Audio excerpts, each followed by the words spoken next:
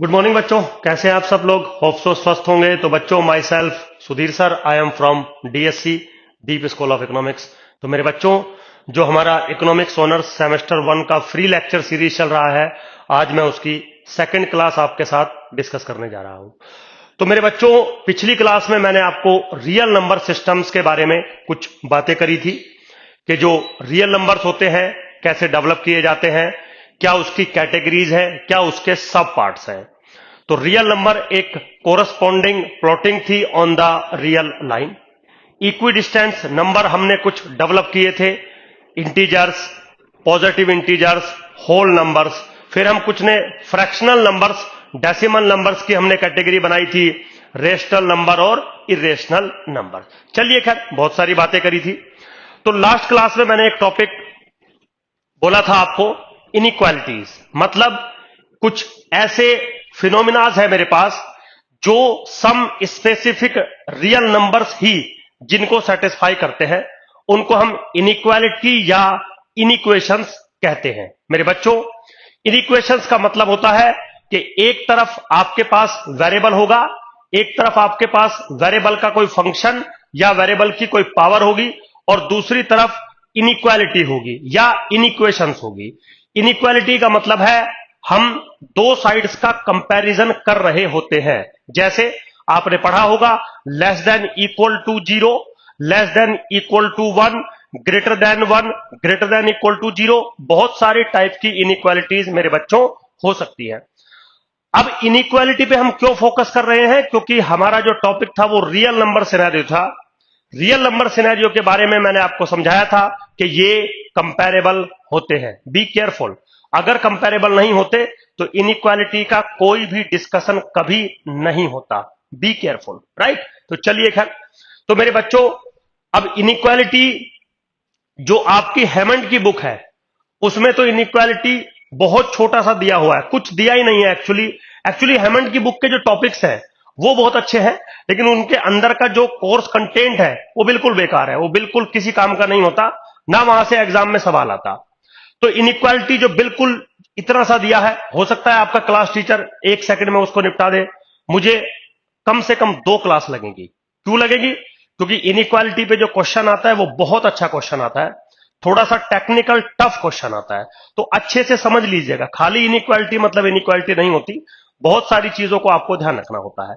तो मेरे बच्चों, अगर हम बात करें इनइक्वालिटी की या इनइक्वेशंस की, तो मैंने आपको बताया था कि कोई भी एक्सप्रेशन अगर आप इस टर्म में ऐसे या फिर ऐसे डिफाइंड करते हो, दिस इज कॉल्ड इनइक्वेशंस या इनइक्वालिटी। दैट्स इट, कोई प्रॉब्लम नहीं है। अब बात यह है कि अगर आप कोई इनइक्वेशंस या इनइक्वालिटी बनाते हैं तो वो जो इक्वेशंस होती है वो बहुत सारे फॉर्मेट की हो सकती है। जैसे वो एक लीनियर इक्वेशन हो सकती है, जैसे वो एक क्वाड्रेटिक इक्वेशन हो सकती है, वो एक क्यूबिक इक्वेशन हो सकती है। तो जब हम इनइक्वालिटी देते हैं उसका मतलब होता है कि जो आपने इक्वेशंस बनाई है जिस वेरिएबल के अंदर एक्स, सपोज एक्स के अंदर आपने कोई इक्वेशन बनाई है, एक्स की वो सारी रियल वैल्यूज जो इस इनइक्वेशन या इनइक्वालिटी को सेटिस्फाई करती है, वो सारी एक्स की वैल्यू आप मेरे से पूछना चाहते हैं या मुझे बताना चाहते हैं। समझ गए? ये मतलब है हमारी इनइक्वेशंस या इनइक्वालिटी का। तो सबसे पहले एक केस लेते हैं जिसको हम लीनियर इक्वेशंस या लीनियर इनइक्वेशंस कहते हैं। चलिए, मैंने इक्वेशन कह दिया तो इक्वेशन भी एक बार समझा देता हूं। लीनियर इक्वेशन का मतलब होता है A x plus B format. A x plus B format मतलब ए और बी कांस्टेंट है और एक्स जो है वो कोई एक वेरिएबल है। ठीक, तो अगर मैं सपोज इक्वल सम नंबर कर दूं like 0, this is called equation. और अगर मैं यहीं पे ऐसे कर दूं तो दिस इज कॉल्ड इनइक्वेशन। अगर मैं ऐसे कर दूं, दिस इज कॉल्ड इनइक्वेशन। समझ गए? तो इनइक्वेशन का मतलब है x जो कि रियल नंबर है, लेकिन ये एक वेरिएबल है, a और b जो कि रियल नंबर है बट ये फिक्स है।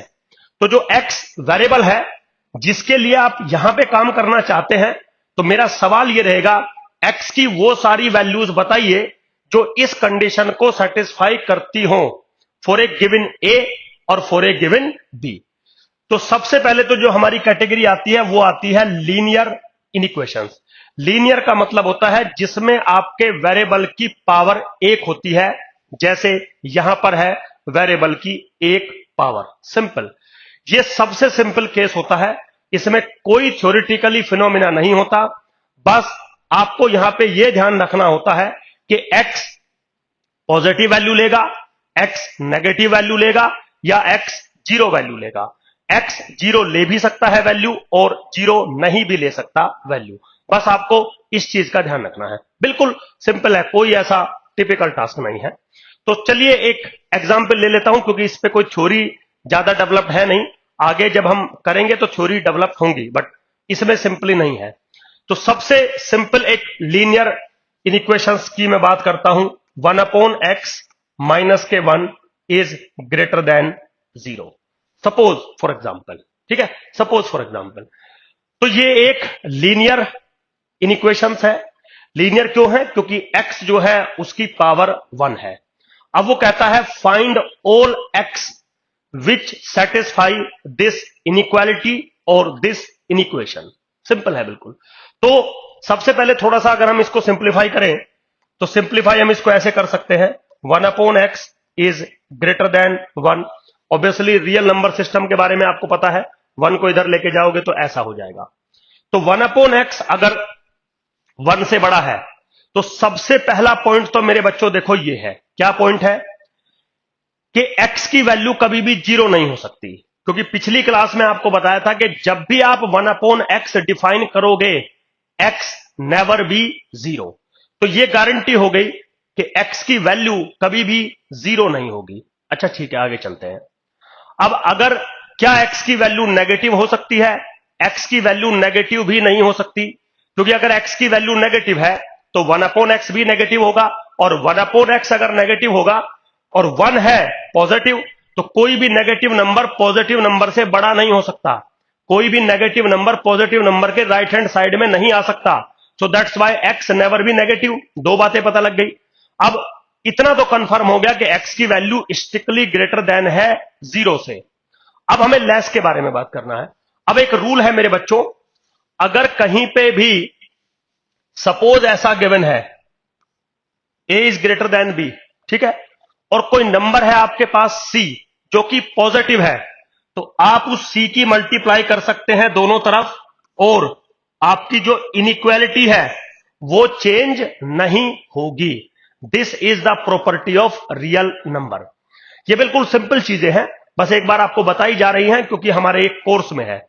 तो क्योंकि x के बारे में आपको जानकारी है कि x स्ट्रिक्टली पॉजिटिव है, तो आप दोनों तरफ x की मल्टीप्लाई कर दीजिए।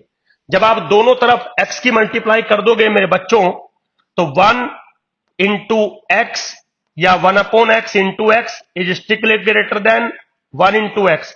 थोड़ा सा आप सोल्व करोगे तो ये इनइक्वालिटी आपके बन के आएगी। इसका मतलब x क्या है? 1 से स्ट्रिक्टली छोटा है। और अभी आपने क्या प्रूफ किया था? x जो है वो 0 से स्ट्रिक्टली बड़ा है। तो क्या मैं ये कह दूं कि ये जो इनइक्वालिटी मुझे दी गई थी, इसके लिए जो x की पॉसिबल वैल्यू होंगी, these are open interval 0 to 1। अब why we write open interval 0 to 1? क्योंकि ओपन इंटरवल का डेफिनेशन पिछली क्लास में आपको बताया गया था। तो यहां आपने क्या शो कर दिया कि कोई भी रियल नंबर जो 0 से बड़ा होगा और 1 से छोटा होगा, वो इस कंडीशन को सेटिस्फाई करेगा। तो मेरे बच्चों, आपके एग्जाम में कुछ ऐसा क्वेश्चन आता है। अब ये तो बिल्कुल सिंपल था, ऑब्वियसली एग्जैक्टली ये क्वेश्चन नहीं आएगा, थोड़ा सा टफ आता है क्वेश्चन। लेकिन टफ को समझने से पहले बेसिक्स को आप समझिए। वन वेरिएबल यानी कि वेरिएबल की अगर एक डिग्री है, उस पे आपको काम करना है, तो कुछ इस तरीके से आप वर्क कर सकते हैं मेरे बच्चों। सिंपल। अब थोड़ा सा टिपिकल टॉपिक लेते हैं इसी में। वो कहता है क्वाड्रेटिक इनइक्वेशंस, है ना। तो क्वाड्रेटिक इनइक्वेशंस कुछ इस फॉर्मेट की होती हैं। किस फॉर्मेट की होती है मेरे बच्चों? ax² प्लस bx प्लस के c, ये होती है क्वाड्रेटिक इक्वेशन। अब यहां पे कंडीशन मैंडेटरी होती है कि जो ए है वो कन्फर्म नॉन जीरो होगा, बी जीरो हो सकता है, सी जीरो हो सकता है, डजंट मैटर, लेकिन जो ए होगा that must be non zero, तभी ये क्वाड्रेटिक इक्वेशन बनेगी। मान लीजिए मैं इसको एक फंक्शन से रिप्रेजेंट कर रहा हूं, F of X is equal to this one, है ना। ये जो तीन डंडे मैंने लगाए हैं इसका मतलब है फंक्शन इस राइट हैंड साइड को रिप्रेजेंट कर रहा है। इक्वालिटी का मतलब होता है कि वैल्यू इसके बराबर है। खैर डजंट मैटर, ये बहुत छोटी बातें हैं, आपको पता होगी। तो क्योंकि मैं इस एक्सप्रेशन को क्वाड्रेटिक इक्वेशन बोल रहा हूं तो ए का मस्ट बी नॉन जीरो होना जरूरी है, ये मैंडेटरी है। चलिए अब मैं ये कह रहा था बच्चों कि हमें ये बताना है कि ये जो फंक्शन आपको दिया गया है इसकी वैल्यू हमेशा greater than equal to zero कब होगी, क्योंकि इन इक्वेशंस पे बात करनी है। हमेशा less than equal to zero कब हो सकती है, स्ट्रिक्टली ग्रेटर देन जीरो कब हो सकती है, स्ट्रिक्टली लेस देन जीरो कब हो सकती है। क्यों? क्योंकि इसकी जो वैल्यू है वो एक्स पर डिपेंड करेगी, क्योंकि ए बी सी तो कांस्टेंट दे दिया आपको, एक्स वेरिएबल दे दिया। So for a given constant A B C जो एक्सप्रेशन है A X square plus B X plus C, उसकी वैल्यू एक्स की वैल्यू के ऊपर डिपेंड करेगी। तो आप ये बताना चाहते हैं कि एक्स की किन वैल्यूज के लिए ये पॉजिटिव होगा, एक्स की किन वैल्यूज के लिए ये नॉन नेगेटिव होगा, एक्स की किस वैल्यू के लिए ये नेगेटिव होगा, आप ये बताना चाहते हैं या ये आपसे पूछा जाता है। Very simple. तो सबसे पहले तो हम इसमें क्या करते हैं, हम डिस्क्रिमिनेंट पार्ट बनाते हैं डी।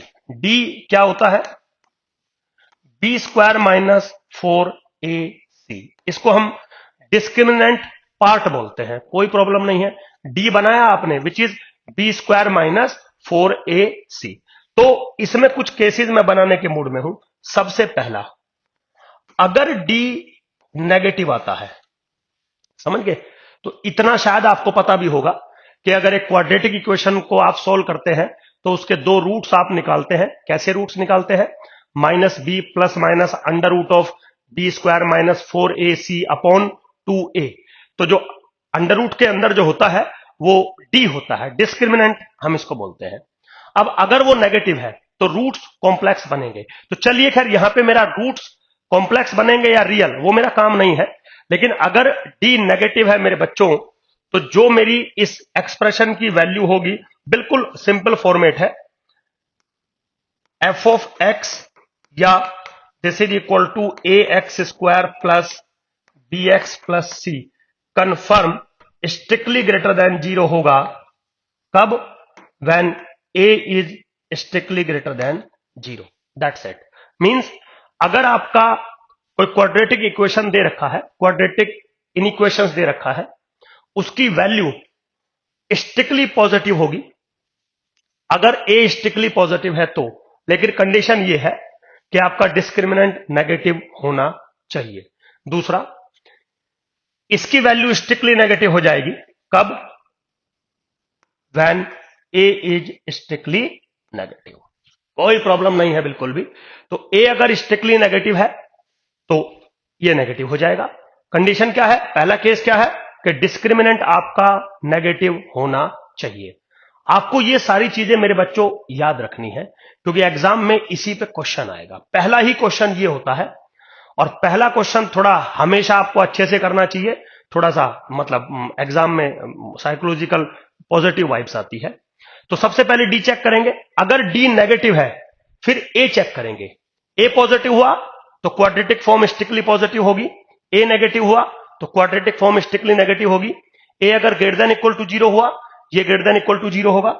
ए अगर less than equal to zero हुआ तो ये भी less than equal to zero होगा। तो सारा खेल कहां से शुरू हुआ, डी से शुरू हुआ, फिर किस पे चला, ए पे चला, और क्वाड्रेटिक इनइक्वेशंस की वैल्यू आपको मिल जाएगी।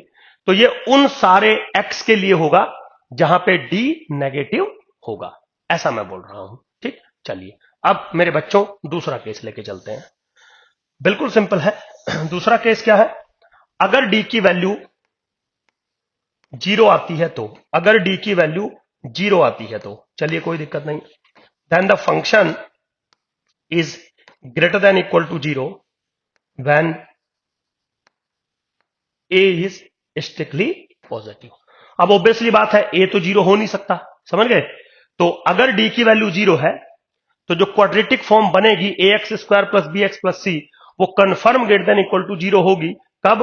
When a is positive. दूसरा, f of x is less than equal to 0 when a is negative. But be careful, जो फंक्शन की वैल्यू है वो किस पे डिपेंड कर रही है? डिस्क्रिमिनेंट फंक्शन की या डिस्क्रिमिनेंट की वैल्यू पे डिपेंड कर रही है। अगर डी आपका 0 है तो जो इनइक्वेशंस है या इनइक्वालिटी है वो ग्रेटर देन इक्वल टू 0 बनेगी व्हेन ए इज पॉजिटिव, और लेस देन इक्वल टू 0 बनेगी व्हेन ए इज नेगेटिव। चलिए कोई बात नहीं। अब हम मेरे बच्चों तीसरे केस पे चलते हैं। तीसरा केस सिंपल है। तीसरा केस क्या होगा? अगर d की वैल्यू पॉजिटिव है तो, ठीक है बेटा। अब अगर d की वैल्यू पॉजिटिव है तो खाली a के बेसिस पर आप f ऑफ x की नेचर, f ऑफ x की वैल्यू, इस इनइक्वालिटी की नेचर नहीं बता सकते। जैसे अब तक तो बिल्कुल सिंपल था, अगर d नेगेटिव है तो a के बेसिस पे सब कुछ हो रहा था, d 0 है तो a के बेसिस पे सब कुछ हो रहा था। लेकिन अगर d पॉजिटिव है तो a के बेसिस पर सब कुछ नहीं होगा। फिर क्या होगा? कुछ स्टेप्स हमें लेने पड़ेंगे। सबसे पहला स्टेप, चलिए स्टेप 1 क्या है? सबसे पहले तो मेरे बच्चों जो भी आपकी क्वाड्रेटिक फॉर्म होगी, जो भी आपकी क्वाड्रेटिक फॉर्म थी, क्या क्वाड्रेटिक फॉर्म थी? ax square plus bx plus c। Suppose आपका एक क्वाड्रेटिक फॉर्म थी f of x is equal to this one, right? इसमें जो एक्स स्क्वायर का कोफिशिएंट है आपको उसको पॉजिटिव बनाना पड़ेगा, ठीक है? तो मान लीजिए सपोज ये क्वेश्चन आपसे पूछा गया कि find the value of all real number x such that this is greater than equal to 0। तो ऑब्वियसली बात है एक कंफर्म नॉन जीरो होगा, जीरो तो हो नहीं सकता। अब a या तो पॉजिटिव होगा या तो नेगेटिव होगा। तो थर्ड जो केस है मेरा, उसमें हम पहले स्टेप में ये कह रहे हैं कि अगर a नेगेटिव है तो सबसे पहले आप इसको पॉजिटिव बनाइए, कोई प्रॉब्लम नहीं है बिल्कुल भी, है? कैसे पॉजिटिव बनाएंगे? अगर मान लो a नेगेटिव है तो दोनों तरफ -1 की मल्टीप्लाई कर दीजिए, और अगर -1 की मल्टीप्लाई करोगे तो इनइक्वालिटी रिवर्स हो जाती है, क्योंकि ये मैंने अभी बताया था कि किसी भी नेगेटिव नंबर से अगर आप मल्टीपल करते हो तो जो इनइक्वालिटी होती है वो रिवर्स हो जाती है। बिल्कुल सिंपल, पहला स्टेप। फिर क्या होता है, शायद आपको पता होगा कि अगर आपके पास एक क्वाड्रेटिक इक्वेशन है ax square plus bx plus c, for example अगर एक क्वाड्रेटिक इक्वेशन है, और इक्वेशन की बात कर रहा हूं नॉर्मली जैसे आपने किए होंगे, और इस इक्वेशन के दो रूट है, एक अल्फा है और एक बीटा है। अल्फा जो है वो बीटा से छोटा है, सपोज फॉर एग्जाम्पल, है ना? इसके दो रूट है। अब दो अलग अलग रूट क्यों आएंगे? ये गारंटी है क्योंकि जो डिस्क्रिमिनेंट है डी वो स्ट्रिक्टली पॉजिटिव है। अगर डिस्क्रिमिनेंट डी 0 होता तो दोनों रियल रूट आते और दोनों सेम आते, लेकिन यहां पे क्योंकि मैं थर्ड केस में ये मान के चल रहा हूं कि डी की वैल्यू स्ट्रिक्टली पॉजिटिव है, तो दो रूट आएंगे, दोनों डिफरेंट आएंगे, तो एक छोटा होगा और एक बड़ा होगा। मान लीजिए अल्फा छोटा रूट है और बीटा जो है वो बड़ा रूट है। तो कंफर्म ये गारंटी है मेरे बच्चों, क्या गारंटी है सुधीर सर? कि आप इस एक्सप्रेशन को ऐसे लिख सकते हैं a times x minus alpha और x माइनस बीटा। दुनिया का कोई भी क्वाड्रेटिक इक्वेशन हो, ax square plus bx plus c, अगर उसके रूट्स आपको पता है अल्फा बीटा, तो कंफर्म उसको ऐसे लिखा जा सकता है, कोई प्रॉब्लम नहीं है बिल्कुल भी, ठीक है? इसका मतलब क्या हुआ? इसका मतलब क्या हुआ? अगर आपके पास एक क्वाड्रेटिक इक्वेशन आप बनाते हो, f of x is equal to A X square plus B X plus C, suppose for example, जिसको मैं ऐसे भी लिख सकता हूं a times x minus alpha और x माइनस बीटा। बिल्कुल सिंपल वर्जन में अगर मैं लिखना चाहूं आपके सामने, तो अब बारी आती है कि सर x की किन वैल्यूज के लिए ये ग्रेटर देन इक्वल टू 0 होगा? एक्स की किन वैल्यूज के लिए ये लेस देन इक्वल टू 0 होगा। बिल्कुल सिंपल फॉर्मेट है मेरे बच्चों। तो अब अगर मैं कह दूं आपसे कि देखिए बेटा, एफ ऑफ एक्स अगर आपको ग्रेटर देन इक्वल टू 0 करना है, एफ ऑफ एक्स अगर आपको ग्रेटर देन इक्वल टू 0 करना है तो दो तरीके से हो सकता है। कैसे? ये भी ग्रेटर देन इक्वल टू 0 बने और ये भी ग्रेटर देन इक्वल टू 0 बने। ठीक है, तो greater than equal to 0 into greater than equal to 0, value क्या मिलेगी आपको? और ये तो आपका पॉजिटिव है ए पार्ट, क्योंकि ए पार्ट तो मैंने बोला है कि पॉजिटिव करना है। अगर आपका नेगेटिव है तो आप माइनस की मल्टीप्लाई करिए दोनों तरफ। तो अगर आपको ए पॉजिटिव है, सपोज टू बी, ये अगर पॉजिटिव है, ये पॉजिटिव है, तो F of X confirm greater than equal to 0 मिलेगा। इसका मतलब क्या है? इसका मतलब है X minus alpha is greater than equal to 0 होना चाहिए एंड एक्स माइनस बीटा भी ग्रेटर देन इक्वल टू 0 होना चाहिए, तब वो काम हो सकता है। चलिए, तो इसका मतलब क्या हुआ? X is greater than equal to alpha and x is greater than equal to beta. ठीक है बेटा, अब एक आप बात बताइए मुझे, अगर एक्स भी greater than equal to alpha है और X greater than equal to beta, और अभी आप मुझे बता रहे थे कि बीटा एक्स से बड़ा है, तो इसका मतलब क्या है? इसका मतलब है X is greater than equal to beta. इसका मतलब एक्स अगर बिलोंग करेगा close interval beta to infinity, तो मेरे बच्चों F of X confirm greater than equal to 0 बन के आएगा। ये मैं आपको रटवा नहीं रहा हूं, मैं आपको चीजें समझा रहा हूं कि अगर एक्स इस इंटरवल में बिलोंग करेगा तो भी आपका काम चल जाएगा। अब दूसरी बात, ए पार्ट तो आप पॉजिटिव मान चुके हो, नहीं तो आपको मल्टीप्लाई करनी थी। चलिए, अब F of x greater than equal to 0 तब भी हो सकता है जब ये पार्ट भी नेगेटिव और ये पार्ट भी नेगेटिव, तो नेगेटिव नेगेटिव पॉजिटिव हो जाएगा। तो इसका मतलब क्या हुआ? X minus alpha is less than equal to 0 and x minus beta is also less than equal to 0। इसका मतलब क्या हुआ? X is less than equal to alpha and x is less than equal to beta. ठीक है, तो x alpha से भी छोटा होना चाहिए, एक्स बीटा से भी छोटा होना चाहिए। अब अल्फा तो बीटा से छोटा है, तो ऑब्वियसली बात है एक्स जो है वो अल्फा से छोटा होना चाहिए। इसका मतलब एक्स जो है वो less than equal to alpha. इसका मतलब मेरे बच्चों क्या हुआ? X belongs to minus infinity to alpha close interval.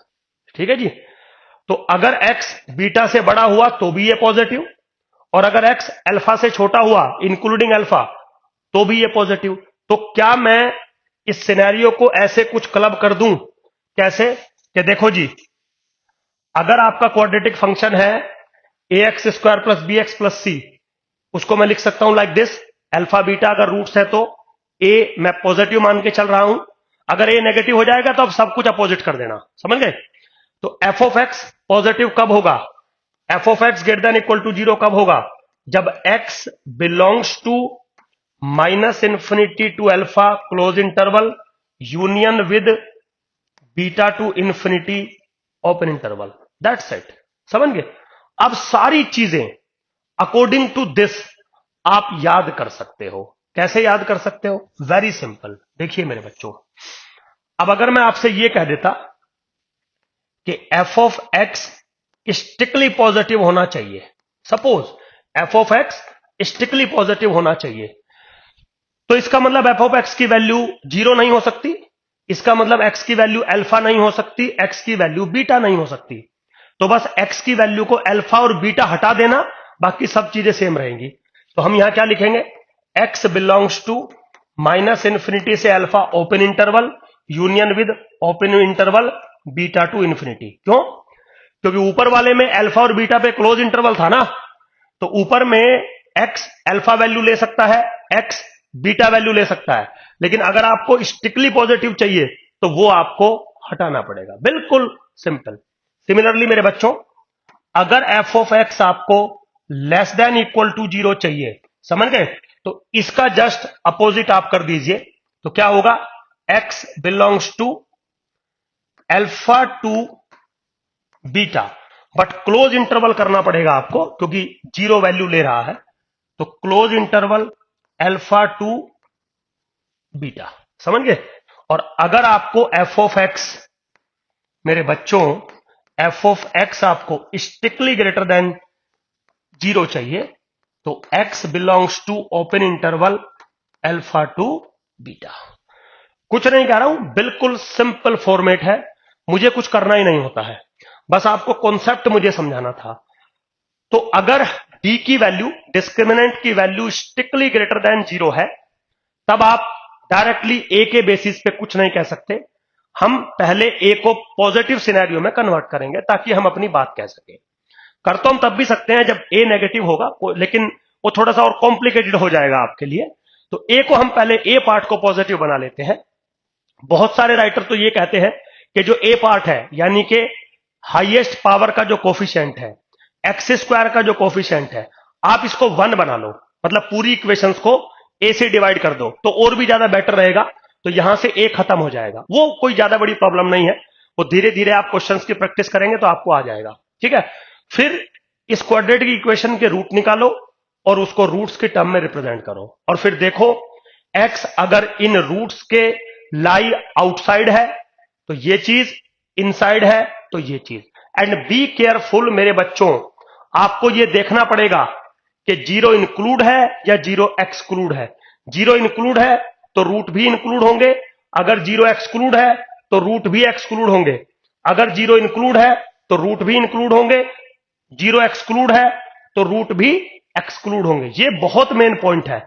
अगर आपने छोटी सी भी गलती करी मेरे बच्चों, वहीं पे एग्जामिनर आपको 0 दे देगा, क्योंकि वो यही चाहता है, वो यही पूछना चाहता है कि जो बाउंड्री पॉइंट्स हैं, जो रूट्स हैं, आप कब इंक्लूड करोगे और कब इंक्लूड नहीं करोगे।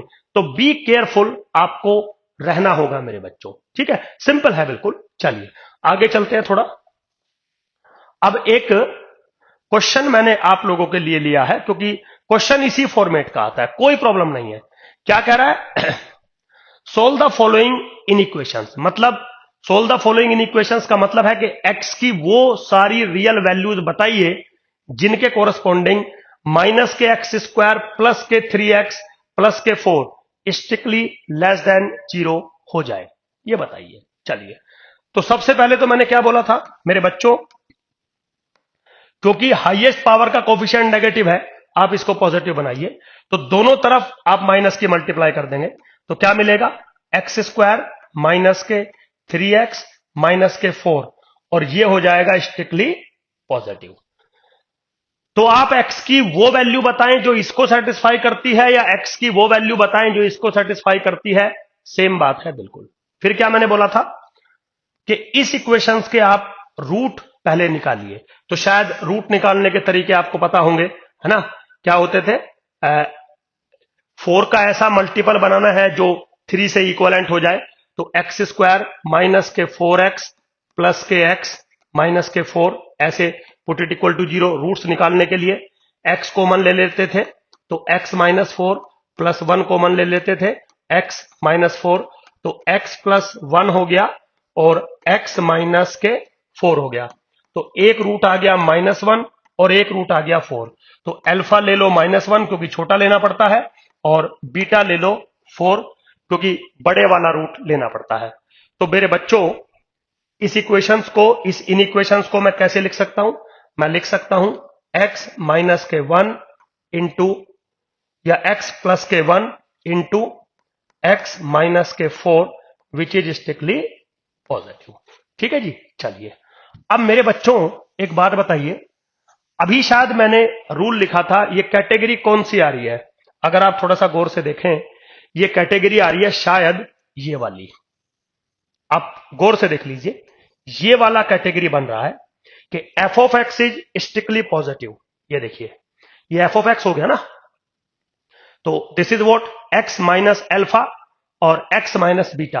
अल्फा की वैल्यू -1 है, आप एच को ऐसे लिख सकते हैं, इसमें कोई प्रॉब्लम थोड़ी है। एक्स माइनस के 1 ऐसे लिख लीजिए, आप क्या फर्क पड़ना है। तो रूल क्या है? अगर ऐसा होता है तो एक्स अल्फा से छोटा होगा या फिर एक्स बीटा से बड़ा होगा। तो क्या मैं यहां 1 सेकंड में ये कह दूं, क्या मैं 1 सेकंड में ये कह दूं यहां पे कि now this implies x belongs to -∞ से -1 और ओपन इंटरवल है क्योंकि यहां पे ओपन है, union with 4 to infinity. Check करो मेरे बच्चों, है ना। ओपन इंटरवल और क्लोज इंटरवल का ध्यान रखना।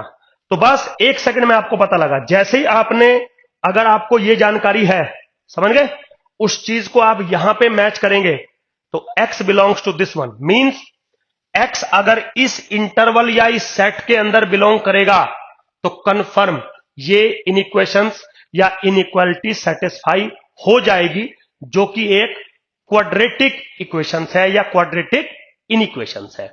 अब यहीं पे आप और बहुत सारे टाइप के वो क्वेश्चंस दे सकता है। हालांकि ये भी एक सिंपल फॉर्मेट है, अभी जैसे हम धीरे धीरे आगे बढ़ेंगे तो थोड़ा सा और कॉम्प्लिकेटेड सिनेरियो आपके लिए मेरे बच्चों बनना स्टार्ट हो जाएगा। तो कॉम्प्लिकेटेड का ये मतलब नहीं होता है कि भाई कोई बहुत ज्यादा टफ है, बस क्या है कि आपको चीजों के बारे में जानकारी होनी चाहिए। अगर आपको ये नहीं पता होता कि दिस इंटू दिस पॉजिटिव होने पर ये होगा तो मेरे बच्चों प्रॉब्लम हो जाती।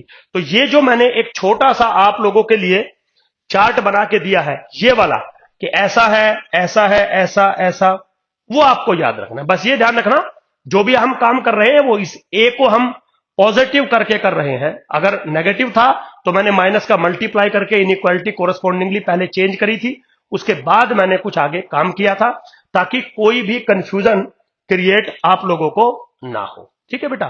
तो एक क्लास मेरी और लगेगी अभी इनइक्वालिटीज पे। इनइक्वालिटीज पे इसलिए मैं ज्यादा फोकस कर रहा हूं क्योंकि यहां से क्वेश्चन आता है। देखिए सबसे बड़ी प्रॉब्लम यह है कि बुक कुछ अलग तरीके से हमें पढ़ाना चाहती है, टीचर कुछ अलग तरीके से पढ़ाना चाहता है और एग्जाम कुछ अलग तरीके से आता है।